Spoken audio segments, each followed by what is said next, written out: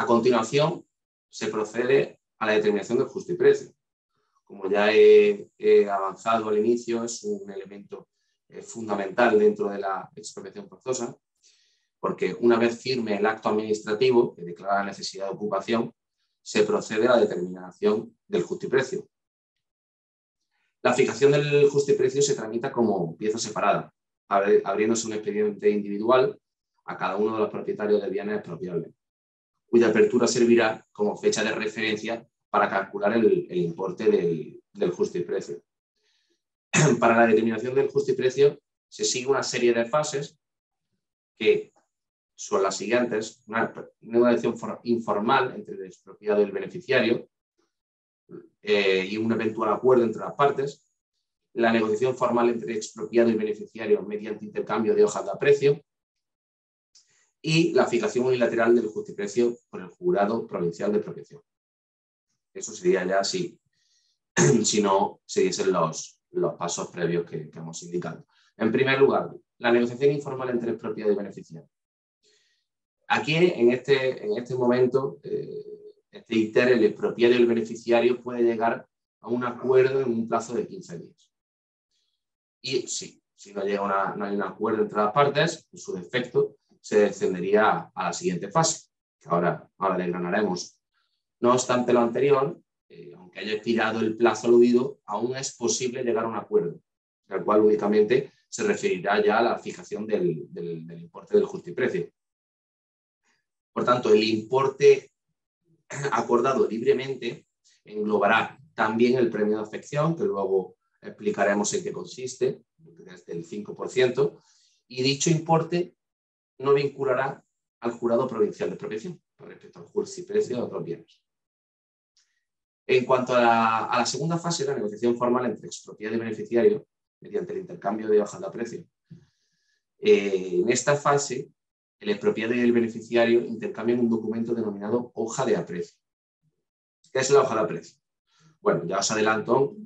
que la hoja de aprecio es el documento el cual contiene una valoración motivada del justiprecio,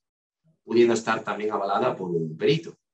que la práctica dice que es mejor, es más beneficioso que esté avalada por un perito, porque siempre va a tener un conocimiento más exhaustivo, detallado y técnico de lo que va a poder determinar el justiprecio. De tal modo, este documento tiene eficacia jurídica vinculante en lo concerniente a dos cuestiones: a la cuantía máxima y mínima del justiprecio y a la extensión superficial de los bienes inmuebles expropiados. Conforme al artículo 29 de la ley, la negociación se abre cuando el expropiado presenta su hoja de aprecio del importe del justiprecio, teniendo 20 días para elaborarla y presentarla. Y por otra parte, el beneficiario, que es la persona que pagará el justiprecio, tiene 20 días para aceptar o rechazar la hoja de aprecio. Del anterior se puede desprender fácilmente que si el beneficiario lo acepta, queda fijado el justiprecio. Pero, sin embargo, si la rechaza, este debe presentar su propia hoja de aprecio, teniendo de igual manera 20 días para elaborarla y presentarla, la cual deberá ser aceptada o rechazada por el expropiado en el plazo también de 20 días. Que si lo acepta, queda determinado el justiprecio, pero si no hay un acuerdo en estas dos fases,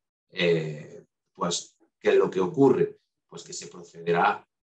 a la fijación unilateral del justiprecio por el jurado provincial de la expropiación. Una vez ya se ha declarado la necesidad de ocupación de algún bien o un derecho expropiable y se deberá determinar la fijación del justo precio, para ello será necesario elaborar un modelo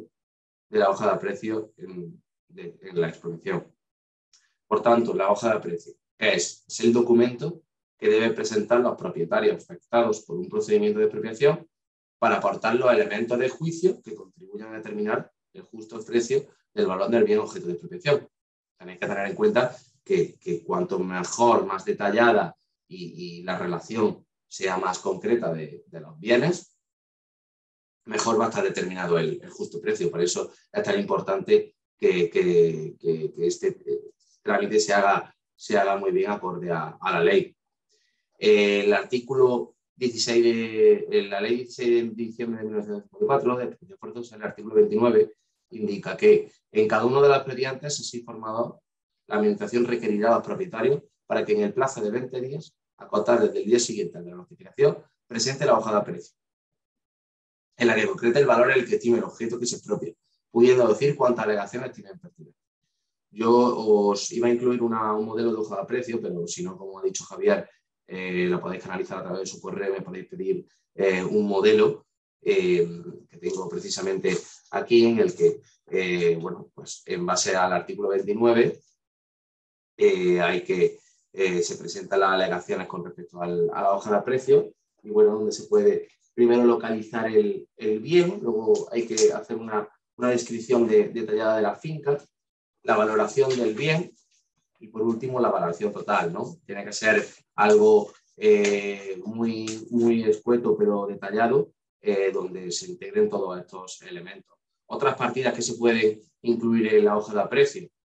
aparte del valor del suelo expropiado o el valor de las construcciones, pues por ejemplo cosechas que haya pendientes o el demérito de las partes no expropiadas, o también establecer perjuicios por ocupación temporal o un perjuicio por una servidumbre,